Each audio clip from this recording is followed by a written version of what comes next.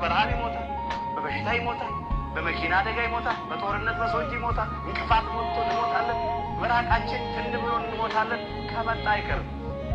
ግን ሃይማኖትን ያለው ለምንድን ነው ስንል ምክንያቱ እሱ ስለሚያስብልን አምላካችን እግዚአብሔር ስለኛ ያስብል። ከንቱ